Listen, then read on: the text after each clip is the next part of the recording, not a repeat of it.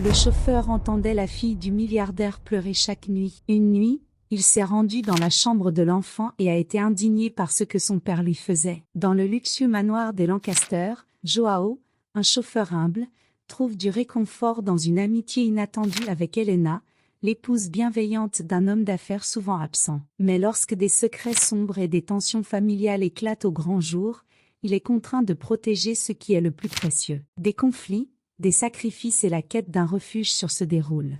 Joao avait toujours su que travailler pour la famille Lancaster serait un défi, mais il n'aurait jamais pu prévoir à quel point il se sentirait faire partie de cette famille. En tant que chauffeur du manoir impressionnant situé dans un quartier luxueux, Joao se consacrait avec assiduité à son travail. Bien qu'il vive dans une petite annexe, il se sentait à l'aise dans sa position. Les Lancaster le traitaient avec respect, et Joao avait un attachement particulier pour Elena, l'épouse bienveillante d'Edward Lancaster. Elena était une femme de classe, toujours gentille et attentionnée. « Joao, avez-vous déjà goûté le nouveau thé que j'ai acheté ?» demandait-elle souvent, en lui offrant une tasse et une conversation sur la vie quotidienne. Joao appréciait ces moments de simplicité et d'honnêteté. Il admirait la délicatesse avec laquelle Elena gérait tout, et elle, en retour, appréciait l'intégrité de Joao. Cette relation de respect et d'amitié s'épanouit au fil des ans, créant un lien inattendu entre eux. Edward, le chef de famille, était un homme occupé et souvent absent, impliqué dans des affaires qui le tenaient loin de chez lui. Ses voyages fréquents laissaient Elena et leur petite fille, Mia, seules dans l'immense manoir. La présence de Joao était un réconfort pour elles deux. Mia, en particulier, adorait Joao, qui l'emmenait au parc et lui lisait des histoires avant de dormir. « Joao, raconte encore l'histoire du dragon ?» demandait Mia, les yeux brillants d'expectative. Cependant, tout n'était pas parfait dans la maison des Lancaster. Ces derniers temps, Joao avait remarqué un changement chez Elena. Ses yeux, autrefois pleins de joie, semblaient souvent sombres, comme s'il portait un fardeau invisible. Un après-midi tranquille, en prenant le thé, Elena se confia. « Joao, parfois je me sens si seule dans cette grande maison. Edward est toujours absent, et même quand il est ici, c'est comme si nous vivions dans des mondes différents. » Joao, toujours un auditeur attentif, lui offrit son soutien. « Elena, vous savez que vous pouvez compter sur moi pour tout. Je suis là pour vous aider en cas de besoin. » La sincérité de sa voix fit apparaître un bref sourire sur le visage d'Elena, mais le sentiment de mélancolie demeura. Une nuit, après une longue journée de travail, Joao était dans sa chambre quand il entendit des sanglots étouffés venant de la maison principale. Intrigué, il se leva et suivit le bruit, qui le conduisit à la chambre de Mia. La petite fille était recroquevillée sur son lit, pleurant doucement. « Mia, qu'est-ce qui se passe ?» demanda Joao, en s'agenouillant à côté d'elle. « Maman me manque, et je ne comprends pas pourquoi papa n'est jamais là, » dit Mia en pleurant. Joao essaya de la consoler, promettant que tout irait bien. Il resta à ses côtés jusqu'à ce qu'elle s'endorme, ce qui devint une routine dans les jours suivants. En sortant de la chambre, il croisa Elena dans le couloir, les yeux rougis, avec une expression inquiète. Sans un mot, ils échangèrent un regard complice, partageant une compréhension silencieuse du fardeau que chacun portait. La routine chez les Lancaster commença à changer de manière subtile, mais troublante. Edward, habituellement distant et froid, montrait des signes d'irritation et d'impatience. Pendant l'un des rares dîners en famille, il fit un commentaire acerbe au sujet de l'amitié entre Elena et Joao. « On dirait que notre chauffeur se rapproche beaucoup de ma femme, » dit Edward d'un ton sarcastique, tout en coupant sa viande. Le commentaire mit Elena mal à l'aise et jeta un froid sur le dîner. Après le repas, Elena et Joao se retrouvèrent par hasard dans le jardin. « Elena, ne laissez pas les remarques d'Edward vous atteindre. Il ne faisait qu'être grossier, » dit Joao pour la réconforter. Elena soupira, regardant l'horizon. « C'est plus que ça, Joao. Edward change, il devient plus amer. J'ai l'impression de ne plus le connaître. » L'inquiétude dans sa voix était palpable, et Joao hocha la tête, conscient que la situation devenait de plus en plus complexe. Cette nuit-là, Joao entendit à nouveau les sanglots de Mia. Mais cette fois, des voix fortes d'Elena et d'Edward accompagnaient le bruit. Il se précipita. En arrivant dans le couloir, il fut témoin d'une scène qu'il n'oublierait jamais.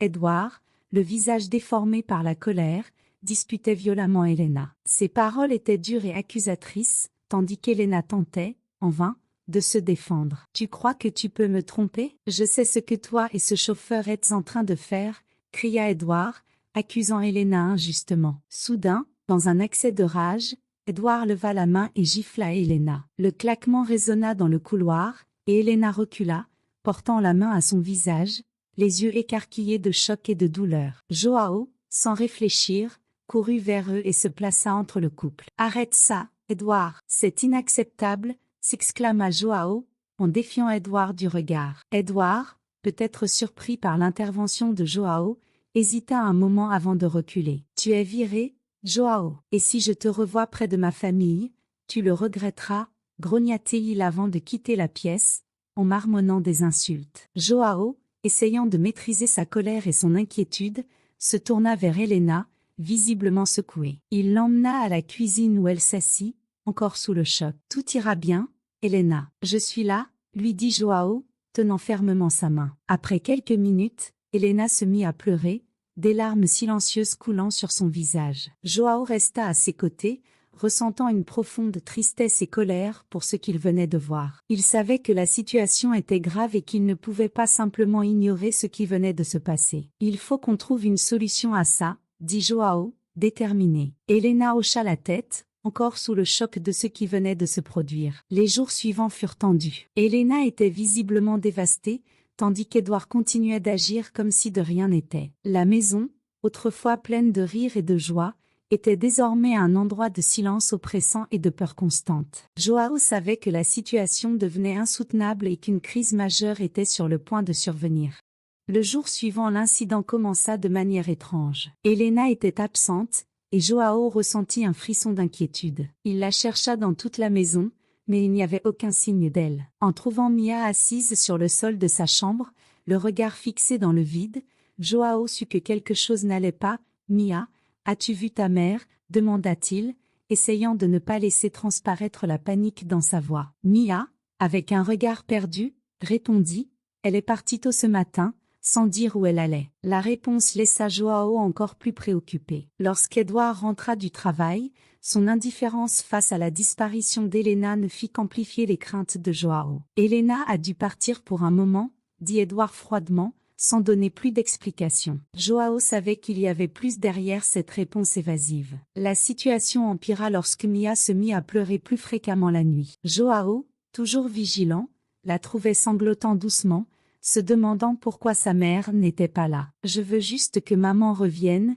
disait-elle en serrant sa poupée contre elle. Joao essayait de la réconforter, mais les mots semblaient insuffisants face à la tristesse palpable qui pesait sur la maison. Déterminé à agir, Joao commença à chercher discrètement des indices sur le sort d'Helena. En fouillant dans sa chambre, il trouva une lettre cachée dans le tiroir de la coiffeuse. Dans cette lettre, Helena expliquait, désespérée, qu'elle avait besoin de temps pour réfléchir et régler les choses, sans mentionner où elle allait. Le ton urgent de la lettre suggérait qu'elle fuyait une situation intenable. Joao, la lettre à la main, sentit une urgence grandissante. Il savait qu'il devait protéger Mia coûte que coûte. « Je ne peux plus attendre. Il faut que je fasse quelque chose », pensa-t-il, déterminé. Cette nuit-là, alors que la maison dormait, Joao entra dans la chambre de Mia. « Mia, veux-tu quitter cet endroit pour un moment? Nous allons dans un endroit sûr, » murmura-t-il, essayant de la rassurer. Mia, les yeux encore gonflés d'avoir tant pleuré,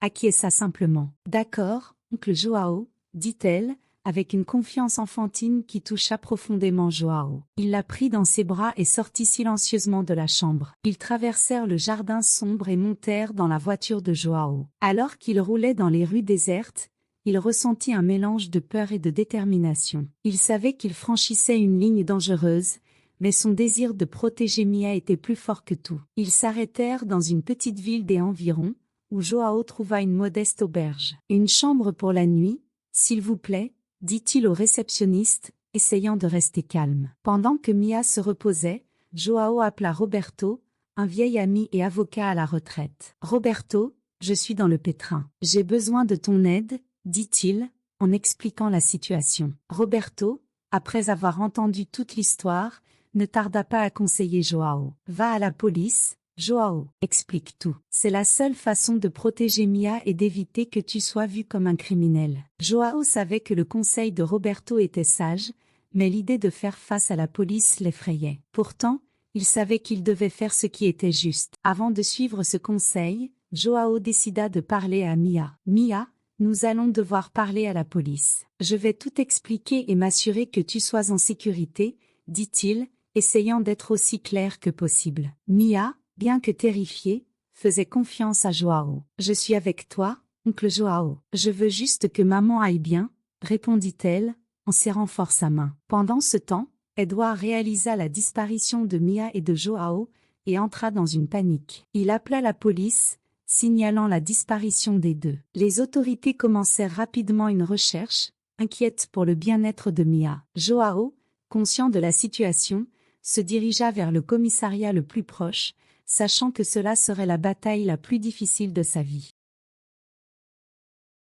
À l'aube, Joao et Mia arrivèrent au commissariat. Il ressentit un certain soulagement en se disant qu'il pourrait enfin tout clarifier. « Bonjour, officier. Je m'appelle Joao, et j'ai amené Mia pour expliquer une situation urgente, » dit-il d'une voix ferme. La réceptionniste les conduisit dans une salle où Joao commença à raconter toute l'histoire aux policiers. Edouard, le père de Mia, a été violé avec Elena, sa mère. Elena a fui pour se protéger, et j'ai emmené Mia avec moi car je craignais pour sa sécurité, expliqua Joao. Il détailla les incidents, y compris la gifle d'Edouard à Elena et la lettre qu'il avait trouvée. Les policiers, en écoutant le récit, devinrent sérieux, prenant conscience de la gravité de la situation. Pendant ce temps, une assistante sociale fut appelée pour parler à Mia. « Bonjour Mia, je m'appelle Laura et je suis ici pour aider toi et ta famille, » dit-elle avec un sourire bienveillant. Mia, encore effrayée, commença à raconter ce qui s'était passé. « Papa et maman se disputaient beaucoup. Il a fait du mal à maman et j'avais peur. Oncle Joao m'a emmené ici pour me protéger, »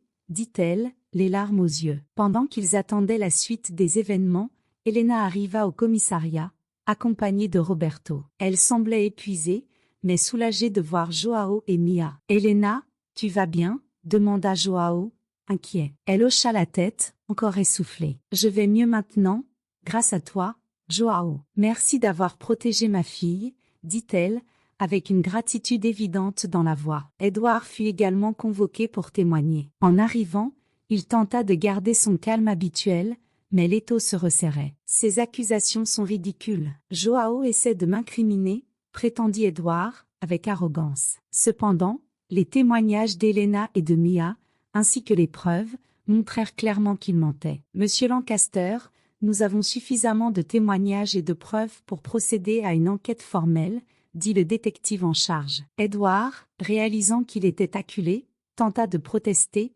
mais en vain. Les vérités sur son comportement abusif et ses affaires douteuses commencèrent à éclater, et il devint évident qu'il n'était pas apte à s'occuper de Mia. Alors que l'enquête continuait, Elena fut conseillée d'introduire une demande de garde exclusive de Mia. Avec l'aide de Roberto, elle commença à préparer les documents nécessaires. « Nous allons nous assurer qu'Edouard ne puisse plus vous faire de mal à toi et Mia, » assura Roberto. Elena, bien que fatiguée, sentit une lueur d'espoir renaître. Joao, de son côté, fit face aux conséquences de ses actes. L'assistante sociale, après avoir entendu toute l'histoire, recommanda qu'il ne soit pas accusé d'enlèvement, considérant ses intentions sincères de protéger Mia. « Vous avez agi comme un protecteur, Joao, et cela sera pris en compte, » lui garantissait-elle. Elena insista pour soutenir publiquement Joao, affirmant son rôle crucial dans la protection de sa fille.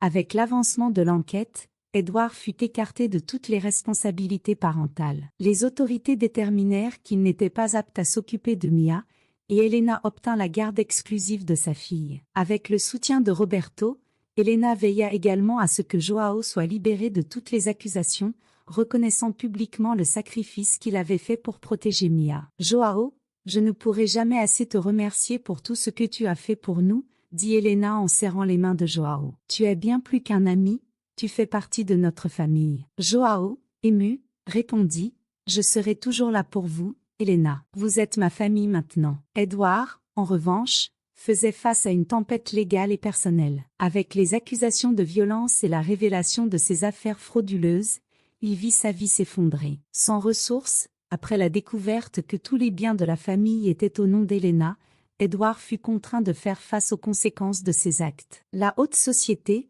qu'il avait toujours considéré comme un homme de succès, lui tourna le dos. Édouard fut condamné pour ses crimes et devint une figure déshonorée, disparaissant de la vie publique. Helena, désormais libre de l'ombre oppressante d'Édouard, décida de recommencer sa vie. Elle et Joao déménagèrent dans une nouvelle maison, plus modeste, mais remplie d'amour et d'espoir. Cette maison n'est peut-être pas aussi grande que le manoir, mais c'est un véritable foyer, dit Helena, avec un sourire sincère. Mia, s'adaptant à sa nouvelle vie, voyait en Joao la figure paternelle qu'elle n'avait jamais eue. « Oncle Joao, tu resteras toujours avec nous, n'est-ce pas ?» demanda-t-elle, à quoi Joao répondit avec un sourire, « Toujours, petite. » Avec le soutien de Joao, Helena reprit sa carrière d'artiste peintre. « J'avais oublié à quel point j'aime peindre, » dit-elle, tandis que Joao l'observait avec admiration. Son travail fut reconnu, et elle se distingua dans le monde de l'art, réalisant des expositions et vendant ses œuvres. « Je suis tellement fière de toi,